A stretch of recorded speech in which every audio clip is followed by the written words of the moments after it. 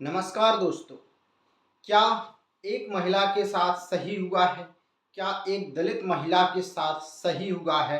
बात यहाँ हो रही है पूर्व डिप्टी कलेक्टर निशा वागरे की। आपको पता है कि निशा वागरे ने विधायक बनने के लिए ऐसा माना जाता है कि उन्होंने इस्तीफ़ा दिया हुआ था। लेकिन इसके पीछे की असली वजह कुछ और ही थी, वो हम जानने का प्रयास करते हैं आखिर क्या था। तो चलिए सबसे पहले बात कर लेते हैं। ये आपको दिख पा रहे होंगे पूर्व डिप्टी कलेक्टर निशा वागरे जी हैं। इन्होंने अपने पद से इस्तीफ़ा दे दिया था।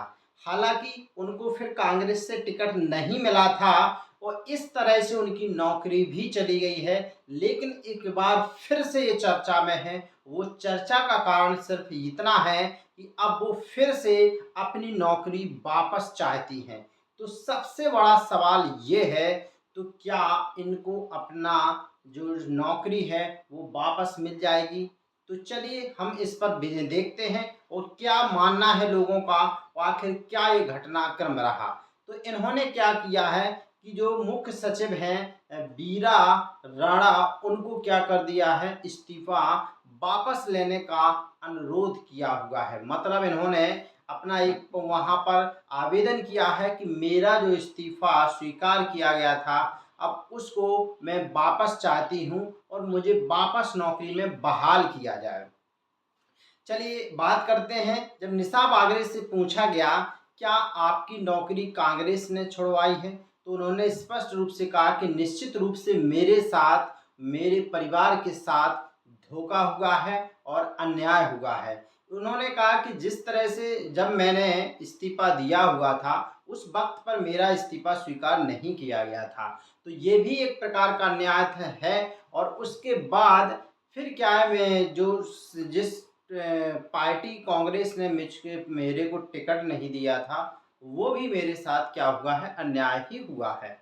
उन्होंने कहा इससे मेरा क्या हो गया है, एक कैरियर खराब हो गया है। आपको बता दें जो निशा वागरे हैं, उनको बैतूल जिले की आमला सीट से विधानसभा का जो टिकट देने का वादा किया हुआ था कांग्रेस ने। लेकिन कांग्रेस ने आखिरी मौके पर मनोज मालवीय को वहां से टिकट दे दिया था और फिर क्या था, इनकी जो नौकरी है वो चली जाती है। अब आप देखिए आखिर इन्होंने इस्तीफा क्यों दिया था। तो यहाँ पर ऐसा इनका मानना है कि इनने इस्तीफा इसलिए दिया था कि इन्होंने एक सर्वधर्म सम्मेलन में इनको भाग लेना था, लेकिन सरकार ने वहां पर जाने से इनको रोक लगा दी थी। साथ में इनका आमला में गृह प्रवेश भी था। तो वहां पर इन्होंने, सरकार ने उनको जो वहां पर जाने के लिए छुट्टी नहीं दी और इन्होंने क्या कर दिया, अपना इस्तीफा भेज दिया। फिर क्या होता है कि इनका किस तरह से आगे होता है वो घटनाक्रम बताएंगे। तो क्या सबसे बड़ा अभी सवाल ये है, क्या इनको कब लगा कि इनको नौकरी में जाना चाहिए। तो इन्होंने कहा कि जैसे 18 जनवरी को चुनाव का रिजल्ट वगैरह सब कुछ आ चुका होता है, सब कुछ हो चुका होता है, सरकारों के स्पष्ट हो जाता है कि सरकार किसकी बनना है। उसके बाद उन्होंने कहा है कि मेरे ससुराल पक्ष और मायके पक्ष दोनों से मेरे ऊपर दबाव बनाया जाता है कि मुझे अब सरकारी जो जॉब थी उसको ज्वाइन कर लेना चाहिए। तो सबसे बड़ा यहाँ पर एक ही प्रश्न होगा आप सबका, तो क्या यहाँ पर सरकार इनका आवेदन स्वीकार करेगी? तो यहाँ पर देखिए, सरकार इनका आवेदन स्वीकार करना या ना करना सरकार पर डिपेंड करता है। जब इनसे पूछा गया कि अगर सरकार आवेदन स्वीकार नहीं करती है तो फिर क्या करेंगे, तब इन्होंने कहा कि मैं राजनीति जारी रख सकती हूँ, शैक्षणिक गतिविधियों को जारी रख सकती हूँ। कुल मिलाकर के अभी मेरी उम्र भी है तो मैं दोबारा भी प्रयास कर सकती हूँ सिविल सर्विस में जाने के लिए। अगर क्योंकि मेरा मकसद ही सिर्फ क्या है, सिविल लोगों की सेवा करना है। चलिए मैं आपको आगे और बताऊं नेक्स्ट, कि यहाँ पर जब ये इन्होंने इस्तीफा दिया हुआ था, तब ये उस टाइम का है जब इन्होंने सरकार को क्या इस्तीफा सौंपा था। अब देखिए अब आगे क्या होगा, इनका इस्तीफा उस समय स्वीकार नहीं हुआ था। इस्तीफा स्वीकार नहीं हुआ था, उसका भी कुछ कारण था। तो क्या सबसे बड़ी यहाँ पर यही चीज़ है, निशा वागरे को भी और सबको, क्या सरकार इनका इस्तीफा वापस करेगी क्या? क्या इनको नौकरी मिल पाएगी क्या? तो एक्सपर्ट का मानना है कि वहाँ पर नौकरी मिलने का कोई प्रावधान नहीं है, क्योंकि इस तरह से तो कोई भी व्यक्ति किसी भी बड़े जॉबों में रह करके क्या कर सकता है, राजनीति से लेकर और किसी चीज़ में अपने भाग्य आजमा सकता है, और अगर वहाँ असफलता मिलती है तो वापस फिर से यहाँ पर आ जाएगा। इस तरह से एक यहाँ पर एक बहुत ही पूरा नियम कानून सब कुछ यहाँ पर हट जाएंगे और कोई मतलब नहीं रहेगा यहाँ पर। तो इस तरह से तो यहाँ पर सब कुछ भ्रष्टाचार ही मच जाएगा, ऐसा कहना है। और दूसरा उन्होंने क्या कुछ का कहना है कि सरकार अगर चाहे तो उनको वापस बुला सकती है। अब आगे हम देखेंगे आखिर होता क्या है। और भी देखें आप केंद्र सरकार के भी नियम क्या कहते हैं।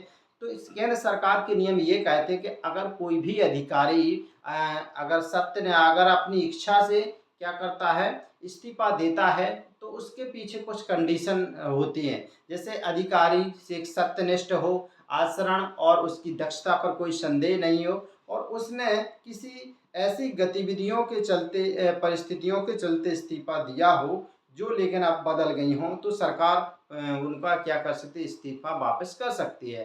त्यागपत्र देने से और जब उन्होंने त्यागपत्र दिया हो उस समय से लेकर के जब तक उन्होंने पुनः ज्वाइन के लिए इसे वो लगाते हैं आवेदन, तब तक उन्होंने कोई अनुचित व्यवहार ना किया हो, और इसमें जो इस्तीफा देने से और पुनः वापस ज्वाइन ड्यूटी के लिए बीच 90 दिन से ज़्यादा का समय ना हुआ हो।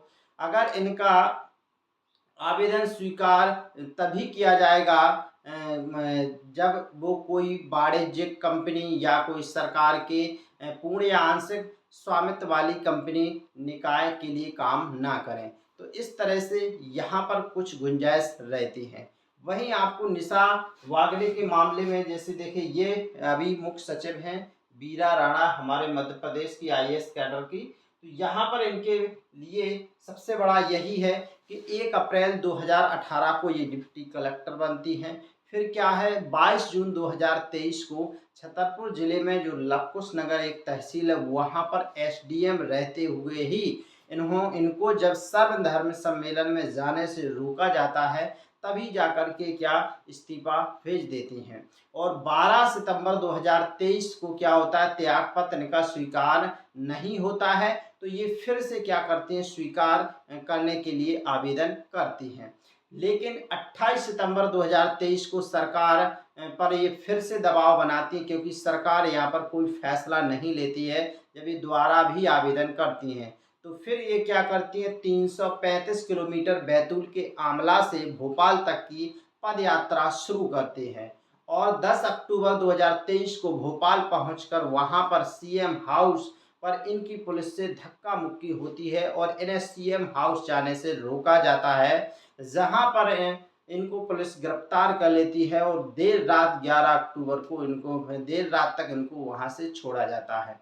फिर क्या होता है, निशा बागरे 11 अक्टूबर को जस्ट दूसरे दिन पहुंच जाती हैं हाई कोर्ट। वहां पर दरवाजा खटखटाती हैं, वहां पर उनकी जो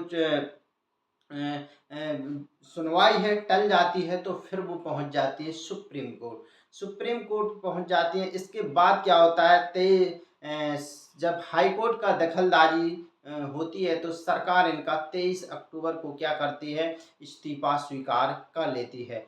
24 अक्टूबर को इनके अधिवक्ता को सौंप देती है, और 26 अक्टूबर को इनके निजी मोबाइल पर मेल कर दिया जाता है। लेकिन क्या होता है, 23 अक्टूबर को ही कांग्रेस जो सरकार है उस समय, जो कमलनाथ उस समय आपको क्या थे, उस समय वहाँ पर इनके चीफ थे कांग्रेस के, तो वो क्या करते हैं, वहीं उसी दिन 23 अक्टूबर को ही जो आपको मनोज मालवीय है उनको क्या दे दिया जाता है, वहाँ का आमला का टिकट दे दिया जाता है, निशा बागरे को वहाँ का टिकट नहीं दिया जाता है। इस तरह से यहाँ पर निशा बागरे के साथ क्या होता है, अन्याय ही होता है। अब देखना ये होगा कि आगे चलकर क्या उनके साथ होता है, क्या उनका इस्तीफा वापस किया जाता है और उनको फिर से एसडीएम के या डिप्टी कलेक्टर के पद पर उनको बहाली मिल पाएगी। चलिए, जब तक साइंस गैलेक्सी चैनल देखने के लिए धन्यवाद।